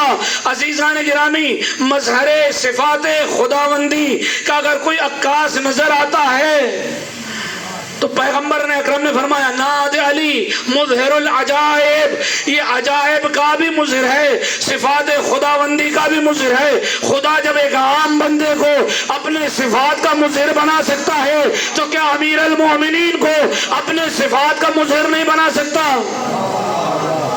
خود اس کا وعدہ ہے، عبدی اطیعنی اجعلک مثلی و مثلی۔ پھر اس کے بعد حدیث میں حدیث قدسی میں شرح ہے، اور اگر نوجوانوں کو مزید حدیث اور حدیث قدسی میں فرق تو معلوم ہے الحمدللہ، کہ کیا کہا؟ انا حی لا اموت اجعلک حی لا تموت، میں چونکہ خدا ہوں، میں تجھے خدا تو نہیں بنا سکتا لیکن اپنے صفات کا مظہر اس طرح سے بنا دوں گا کہ میں زندہ ہوں، جسے کبھی موت نہیں آ سکتی۔ انا حی لا اموت اجعلک حی لا تموت، میں خدا ہوں، حی ہوں، مجھے کبھی موت نہیں آ سکتی، تو خدا نہیں ہے لیکن تجھے ایسا زندہ جاوید بنا دوں گا کہ جب تک خدائی باقی رہے گی دنیا کی ساری طاقتیں، تلوار کی طاقتیں، حکومت کی طاقتیں، دولت کی طاقتیں کیوں نہ تجھے مٹانے پر لگ جائے لیکن تجھے ایسا زندہ کر دوں گا، حکومتیں مٹ جائے گی، دولتیں ختم ہو جائے گی، تو باقی رہے گا۔ انا حی لا اموت اجعلک حی لا تموت۔ اور اس کے بعد پوری تفصیل ہے حدیث قدسی میں، خداوند عالم نے کہا کہ میں یہ ہوں تجھے یہ بنا دوں گا، میں یہ ہوں تجھے یہ بنا دوں گا، میں یہ ہوں تجھے یہ بنا دوں گا، لیکن شرط کیا ہے؟ میرا بندہ بن کے دیکھ، تجھے میں کیسے بنا دوں گا یہ دنیا دیکھتی رہے گی، تو میرا عبد بن کر دیکھ۔ اور عزیزان گرامی کوئی معمولی شے نہیں عبدیت، جس پر اللہ کے رسول نے خود مولا امیر المومنین نے کیا فرمایا؟ کفا بی عزن ان اکون لکا عبدا۔ علی نے امیر المومنین ہونے پر فخر نہیں کیا، یاسب الدین ہونے پر فخر نہیں کیا، علی کے 100 القاب ہیں، کسی بھی لقب پر علی نے فخر نہیں کیا، بندگی پر فخر کر کے دنیا کو بتا دیا کہ ساری یہ فضیلتیں جو ملی ہے اس کی ابتدا اسی بندگی سے ہوتی ہے۔ اور عجیب بات ہے، خدا نے نبی کی جتنے القاب قرآن میں دیے ہیں سب کے سب آپ القاب دیکھے، جب بلندیوں پر، معراج پر، اس عظیم منزل پر خدا نے اپنے نبی کو بلایا تو نہ طہا کہا، نہ یاسین کہا، نہ مزمل کہا، نہ مدثر کہا، نہ محمد کہا، کسی بھی لقب کے ساتھ خدا نے اپنے نبی کو یاد نہیں کیا۔ جب کعبہ قوسین ادنیٰ کی منزل پر اپنے نبی کو بلایا، آواز دی سبحان الذی اسریٰ بعبدہ، پاک ہے وہ ذات جو اپنے بندے کو معراج کی بلندیوں پر لے گئی۔ پتا چلا معراج جسم کو نہیں ملتی بلکہ روحانیت اور بندگی کو ملتی ہے۔ جسم کی معراج اور روح کی معراج، تو ہمیں روح کی معراج حاصل کرنا ہے، وہ بندگی سے حاصل ہوتی ہے۔ اور بی بی صلوات اللہ علیہا نے اس کے بعد ایک جملہ فرمایا، اے یزید کیا تو سمجھتا ہے کہ خدا کا جو وعدہ ہے وَلَا تَحْسَبَنَّ الَّذِينَ قُتِلُوا فِي سَبِيلِ اللَّهِ أَمْوَاتًا بَلْ أَحْيَاءٌ عِندَ رَبِّهِمْ يَرْزُقُونَ، یہ وعدہ جھوٹا ہے۔ اگر تجھے یقین نہیں ہے، مجھے یقین ہے کہ تجھے اس بات پر یقین نہیں، مجھے یقین ہے کہ تجھے اس بات پر یقین نہیں ہے، اس لیے کہ یقین اور ایمان نہ تیرے اندر موجود تھا نہ تیرے آباء و اجداد کے اندر موجود ہے۔ اسی لیے بی بی نے ایک جملہ کہا، تاریخ ساتھ جملہ کہا کہ یاد رکھ تو اپنے آبا و اجداد کا حسب و نسب بتا رہا ہے کہ جس طرح سے انہوں نے ہمارے جد کے ساتھ، ہمارے اسلاف کے ساتھ کیا، تو ہمارے ساتھ کر رہا ہے۔ لیکن مجھے یہ یقین ہے کہ تجھے خدا کے اس وعدے پر یقین نہیں ہے۔ لیکن بی بی نے کہا وَسَيَعْلَمُ الَّذِينَ ظَلَمُوا أَيَّ مُنْقَلَبٍ يَنْقَلِبُونَ، لیکن وعدہ خداوندی ہے کہ جن لوگوں نے بھی ظلم کیا ہے ایک نہ ایک دن اس ظلم کو انہی کی طرف پلٹا دیا جائے گا۔ وَسَيَعْلَمُ الَّذِينَ ظَلَمُوا أَيَّ مُنْقَلَبٍ يَنْقَلِبُونَ، جس طرف سے پتھر آیا ہے اسی طرف لوٹا دیا جائے گا، جس نے ظلم کیا ہے اسی طرف پلٹا دیا جائے گا۔ یہ کب ہوگا؟ امام نے فرمایا جب رجعت ہوگی، رجعت میں انہیں بھی اٹھایا جائے گا، انہیں بھی اٹھایا جائے گا کہ جو ظالم ہیں، انہیں بھی اٹھایا جائے گا جو مومن ہیں۔ ایام منقلب ینقلبون، اسی لیے ہم زیارات میں بھی رجعت کا اقرار کرتے ہیں کہ ہم آپ کے پلٹنے پر ایمان رکھتے ہیں، اور ایمان ہی نہیں ایقان بھی رکھتے ہیں، اور ضرور بھی ضرور ظالمین کے ساتھ بدلہ لیا جائے گا۔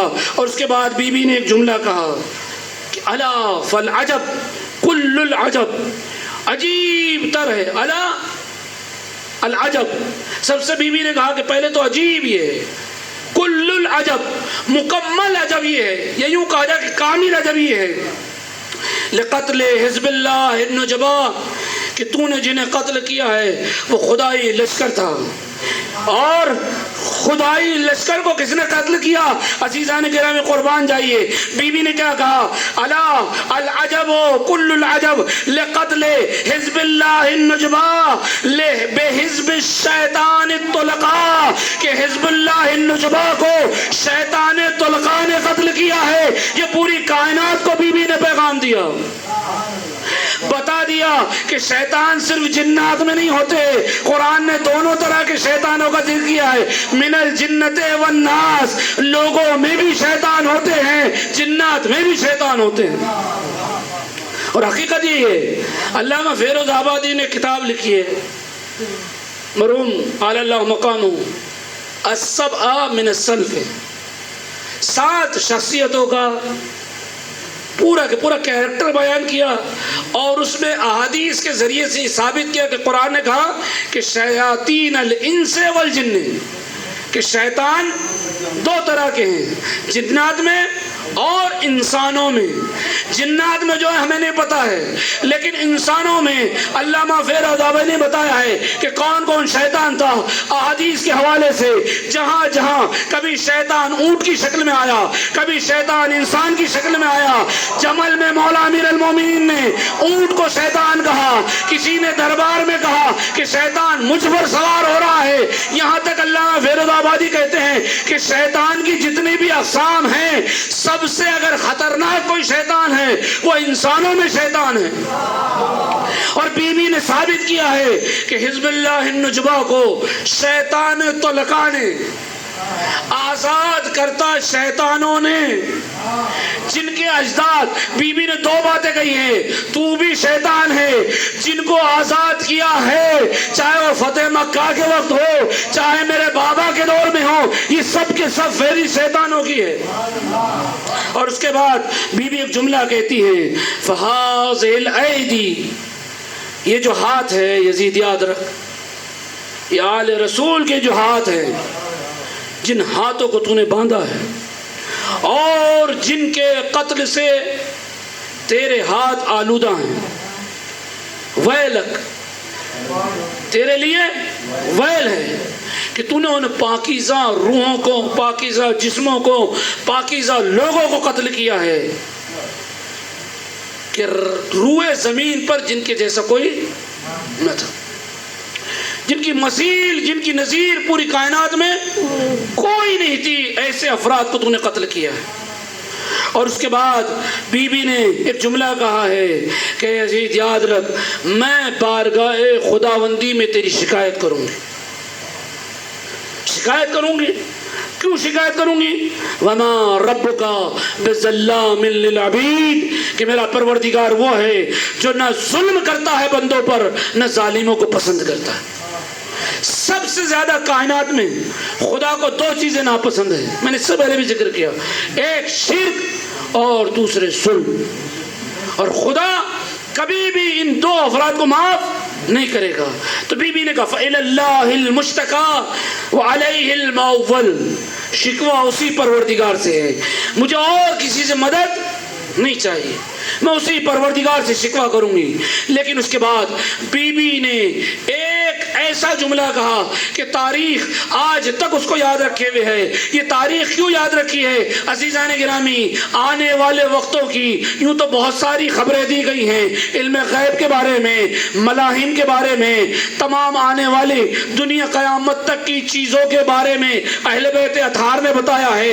خود بی بی جناب زہرا نے قیامت تک کے ہونے والے حادثات کو مصحف زہرا میں ثبت کیا ہے، سب کچھ ہے۔ لیکن بی بی نے اپنے علم سے، اس علم سے کہ جو آپ نے لوح محفوظ پر مطالعہ کیا ہے، اس علم سے ایک پیغام دیا، یوں کہوں کہ ایک چیلنج کیا کہ یزید تو نے آل اطہر کو قتل کیا، ہمیں قیدی بنا کر لایا ہے۔ پھر اس کے بعد بی بی فرماتی ہے فقید قیدک، کہ تجھے جو مکر و فریب کرنا ہے کر لے، قید قیدک، تیرے پاس جو حربہ ہے، جو مکر ہے، جو فریب ہے، جو کچھ ہیلا ہے، تو کر کے آزما لے۔ پھر اس کے بعد فرمایا وسعا سائک، تیری جتنی کوشش ہے، جتنی طاقت ہے، جتنی ہمت ہے، جتنی حکومت ہے، جتنا پاور ہے، سب کچھ استعمال کر کے دیکھ لے۔ وہ ناصب جوہدک، پوری قوت کو اپنی استعمال کر لے، حکومت کی قوت، طاقت کی قوت، دولت کی قوت، پروپیگنڈے کی قوت، جتنی قوتیں تیرے پاس ہے، حتیٰ کہ لشکر کی قوت جو تو نے استعمال کی ہے، ساری قوتوں کو استعمال کر لے۔ فواللہ، لیکن خدا کی قسم، علی کی بیٹی تجھے یہ چیلنج کرتی ہے، لا تمہو ذکرنا، یاد رکھ تو ہمیں ساری قوتوں کے باوجود بھی نہ ہمارے ذکر کو مٹا سکتا ہے۔ ساری قوتیں آزما لے، ساری طاقتیں آزما لے، دولت کی طاقت، حکومت کی طاقت، پروپیگنڈے کی طاقت، پیسے کی طاقت، لشکر کی طاقت، جتنی طاقتیں تو آزما لے، لیکن خدا کی قسم لا تمہو ذکرنا، ہمارے ذکر کو مٹا نہیں سکتا۔ ولا تمیتا وحینا، نہ ذکر کو مٹا سکتا ہے، نہ سلسلہ وحی کو منقطع کر سکتا ہے۔ یہ جو وحی کا سلسلہ ہے، یاد رکھیے کہ اہل بیت رسول کو اسی بات پر فخر کا کہ ہم ہی اہل بیت رسول ہیں، ہم ہی معدن وحی ہیں۔ اس میں بڑا فخر تھا کہ ہم ہی وحی جن پر نازل ہوتی ہے، اس وحی کو تم منقطع نہیں کر سکتا۔ پھر اس کے بعد ولا تدرک امدنا، یاد رکھ کہ تو اپنی بری اور جتنی بھی تیرے ذہن میں خام خیالی ہے، یہ یوں کہا جائے کہ تیرے ذہن میں جو کچھ بھی چل رہا ہے، تو اگر چاہتا ہے تو وہ تمام خواہشیں تیری پوری نہیں ہو سکتی، تو وہاں تک نہیں پہنچ سکتا تو جہاں تک جانا چاہتا ہے۔ ولا ترحز عنکا آرہن وَهَلْ رَأَيَكَ إِلَّا فَنَدٌ وَأَيَّامُكَ إِلَّا عَدَدٌ، یاد رکھ کہ جب خداوند عالم اپنا بدلہ لے گا تو خداوند عالم کا جب بدلہ ہوگا تو تیری تمام کی تمام کوششیں رائے گاہ جائے گی، وہ ایامُكَ، اور تیری زندگی کے صرف چند ہی دن باقی ہیں، وہ ایامُكَ إِلَّا عَدَدًا، تیری زندگی بہت زیادہ نہیں ہے، صرف چند دن باقی ہے۔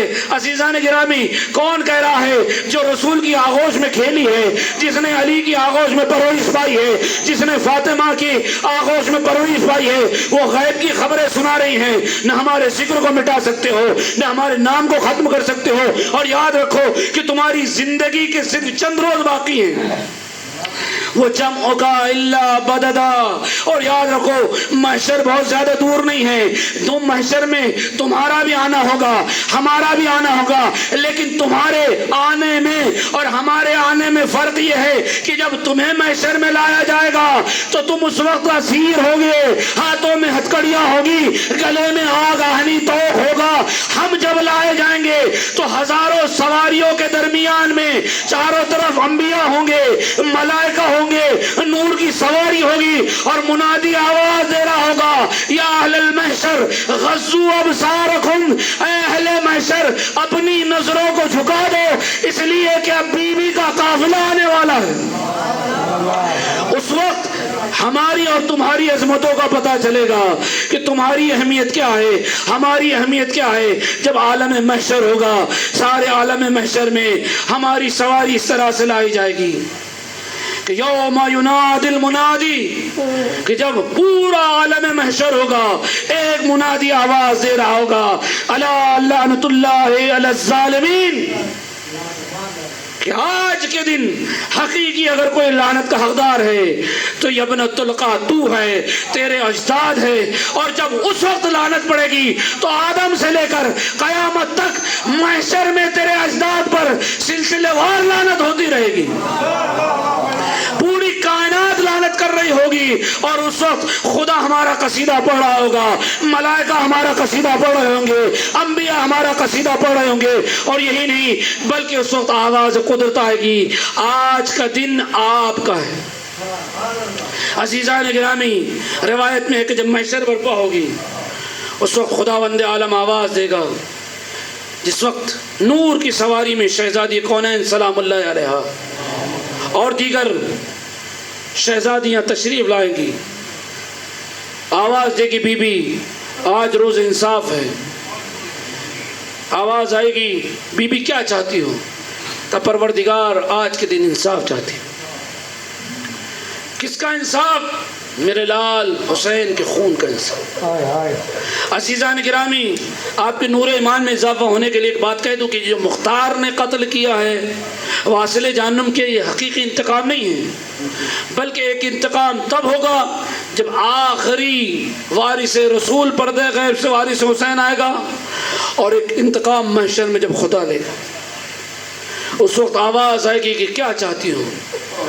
اس وقت بی بی کچھ نہیں کہے گی۔ روایت کہتی ہے کہ ایک ہاتھ میں عباس کے کٹے بازو ہوں گے اور ایک ہاتھ میں حسین کا خون آلود کرتا ہوگا۔ کہ پروردگار یہ دو چیزیں لے کر میں میدان محشر میں آئی ہوں۔ آواز قدرت آئے گی کہ زہرا کیا چاہتی ہو؟ کہ پروردگار سب سے پہلی چیز میں یہ چاہتی ہوں کہ جس نے میرے حسین پر، میرے غریب لال پر آنسو بہائے ہیں، پروردگار میں ان سب کی شفاعت کی طلبگار ہوں۔ عزیزان گرامی، بی بی کے 27 القاب کی جو روایات میں ذکر ہوئے ہیں ان میں ایک ہے شفیع روز محشر، کہ ہر ایک شفاعت کرے گا۔ انبیاء اپنی قوم کی کریں گے، نبی اپنی امت کی کریں گے، عالم کریں گے، مؤذن کریں گے، استاد کریں گے، لیکن جب بی بی تشریف لائے گی تو شفاعت کا عجیب منظر ہوگا۔ آواز قدرت آئے گی زہرا تم جس کو چاہتی ہو اسے محشر سے لے آؤ۔ بی بی کے لیے آواز آئے گی جس کی شفاعت طلبگار ہو اس کو لے آؤ۔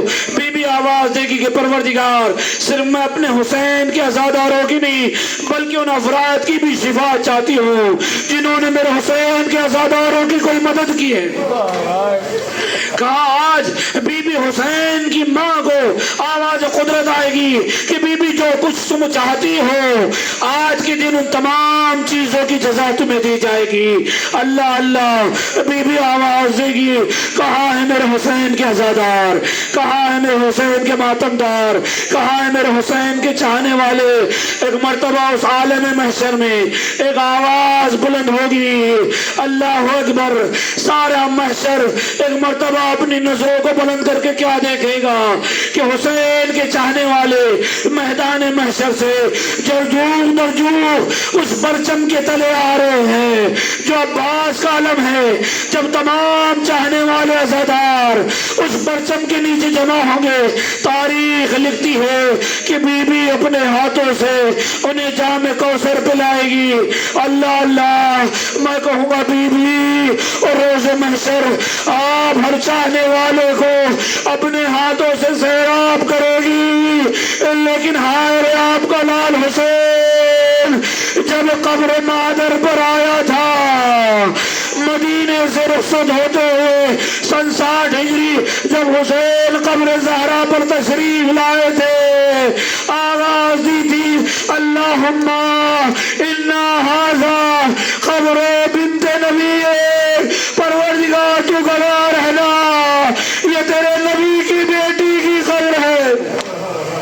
اللہ اللہ، ماں کی قبر پر حسین نے کیا مرثیہ پڑھا تھا، عزاداروں سنیں گے۔ اللہم انا ھذا قبر بنت نبی، پروردگار یہ تیرے نبی کی بیٹی کی قبر ہے، وانا ابن بنت نبی، پروردگار میں اسی نبی کی بیٹی کا بیٹا ہوں۔ اس کے بعد حسین اماں کی قبر سے لپٹ گیا، اماں انا ولدک الحسین، اے اماں، ارے جس حسین کے لیے تیرے بندے کفن ٹوٹے تھے وہی میں تیرے لال حسین ہوں۔ اس کے بعد مولا کہتے ہیں اماں انا ولدک الحسین، اے اماں میں تیرا وہی حسین بیٹا ہوں جسے کربلا کے ریگزار پر پیاسا شہید کیا جائے گا۔ قبر زہرا سے آواز ہے حسین تو جہاں جہاں جائے گا یہ تیری ماں تیرے ساتھ ساتھ ہوگی۔ عزاداروں، اسی لیے جب تاریخ ارباب مقاتل کہتے ہیں کہ عصر عاشور جب غریب زہرا زلجنا کی زین سے زمین پر آنے لگا، اماں تیرا لال حسین زین سے زمین پر آ رہا ہے، ایک ماں کی صدا تھی آ میرے لال حسین آ، میری آہوش میں آ جا۔ اللہ اللہ، عزاداروں یہ ماں صرف کربلا میں نہیں آئی، بعد کربلا یہی ماں کوفہ شام میں زینب و سجاد کے ساتھ ہی آواز دے رہی تھی پروردگار میرا حسین مارا گیا، میری زینب کی چادر سیری گئی، میری سکینہ کے تماچے لگائے گئے، بروز محشر بی بی یہی انصاف طلب کرے گی۔ پروردگار کیا چھوٹی چھوٹی بچیوں کے بھی تماچے لگائے جاتے ہیں، گوشوارے چھینے جاتے ہیں۔ میری سکینہ پیاسی تھی، پیاس کے عالم میں زندہ میں شہید، انا للہ و انا